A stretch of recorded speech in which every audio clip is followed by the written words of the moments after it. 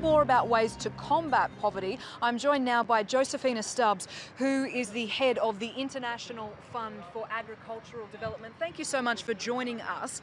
We've been hearing a lot today about the problems with poverty and indeed those caused by climate change.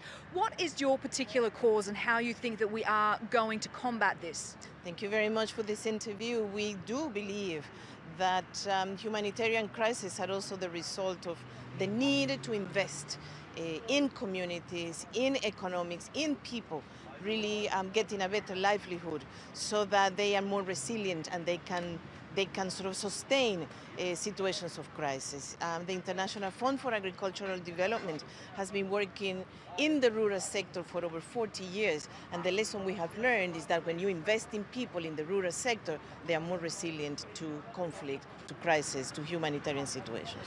And we were speaking just before this interview about some really interesting and quite successful initiatives that you've set up. Are you able to talk us through those and perhaps how they can be continued further if this summit is indeed successful? Well, indeed. Smallholder farmers in the world produce 80% of the food that is consumed in the world. It means for IFAD it is absolutely essential to support smallholder farmers to produce better food and to produce more food, to have access to technology, to have access to resources to invest, to have access to land, to have access to irrigation. And we believe that when the farmers can have access to the basic assets that they need to produce, they make a contribution to their communities and to their countries. But also let me say that in the rural sector, we do not only have agriculture, we also have enterprises, which are absolutely essential to generate employment. In the Middle East region, 45% of the young people are aspiring to migrate. That means there are no sufficient opportunities for them, and those opportunities need to be created in order for development to be inclusive and to be sustainable.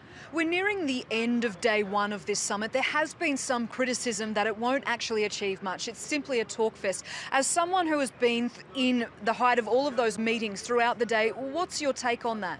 I believe this meeting is very important.